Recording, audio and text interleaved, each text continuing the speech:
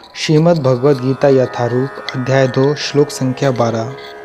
न त्वेवाहं जातु नासं न त्वं नेमे जनाधिपाः न चैव न भविष्यामः सर्वे वयमतः परम्।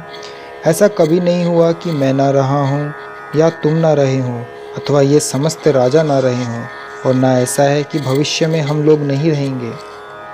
वेदों में, कठोपनिषद में तथा श्वेताश्वतर उपनिषद में भी कहा गया है कि जो श्री भगवान असंख्य जीवों के कर्म तथा कर्मफल के अनुसार उनकी अपनी अपनी परिस्थितियों में पालक हैं, वही भगवान अंश रूप में हर जीव के हृदय में वास कर रहे हैं।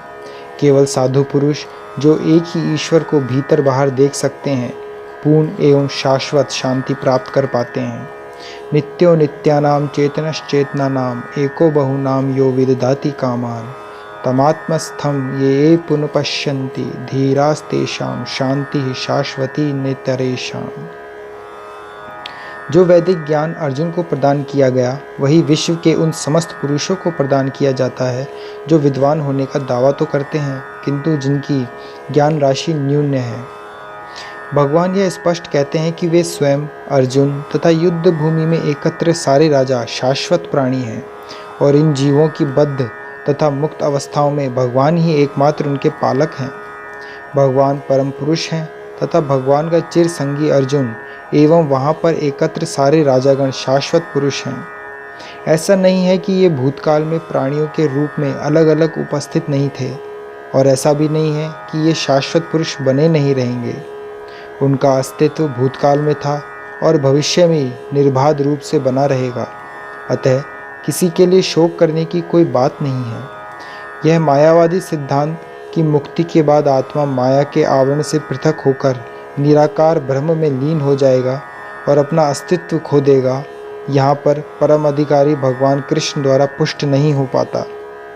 ना ही इस सिद्धांत का समर्थन हो पाता है कि बद्ध अवस्था में ही हम अस्तित्व का चिंतन करते हैं।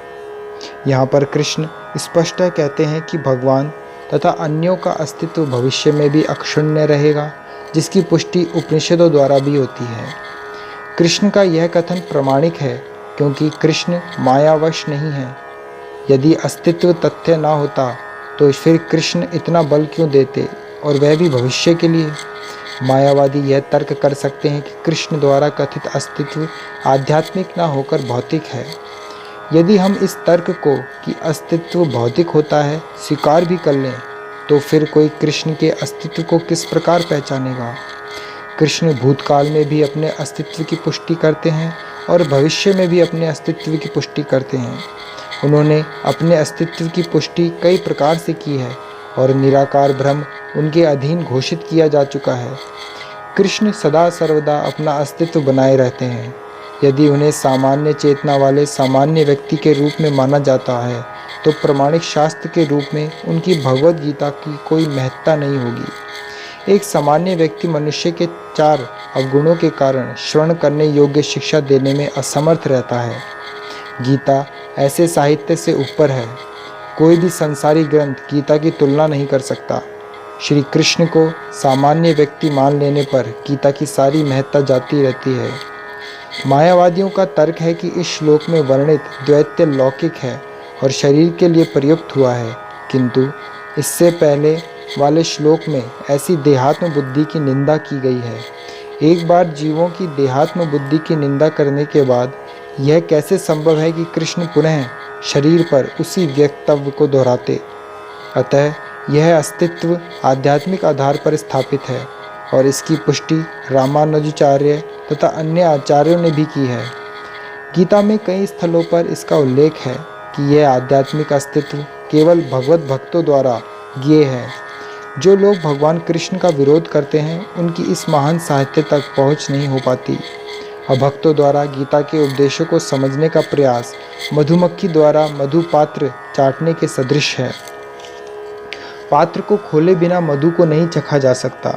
इसी प्रकार भगवद गीता के रहस्यवाद को केवल भक्त ही समझ सकते हैं, अन्य कोई नहीं, जैसा कि इसके 4th अध्याय में कहा गया है।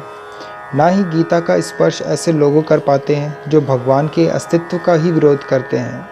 अतः मायावादियों द्वारा गीता की व्याख्या मानो समग्र सत्य का सरासर भ्रामिक निरूपण है। भगवान चैतन्य ने मायावादियों द्वारा की गई गीता की व्याख्याओं को पढ़ने का निषेध किया है और चेतावनी दी है कि जो कोई ऐसे मायावादी दर्शन को ग्रहण करता है वह गीता के वास्तविक रहस्य को समझ पाने में असमर्थ रहता है। यदि अस्तित्व का अभिप्राय अनुभवगम्य ब्रह्मांड से है तो भगवान द्वारा उपदेश देने की कोई आवश्यकता नहीं थी। आत्मा तथा परमात्मा का द्वैत शाश्वत तथ्य है और इसकी पुष्टि वेदों द्वारा होती है, जैसा कि ऊपर कहा जा चुका है। हरे कृष्णा। अपडेट्स के लिए चैनल को सब्सक्राइब करें और यदि टॉपिक से रिलेटेड आपका कोई प्रश्न हो तो कमेंट बॉक्स में आप पूछ सकते हैं।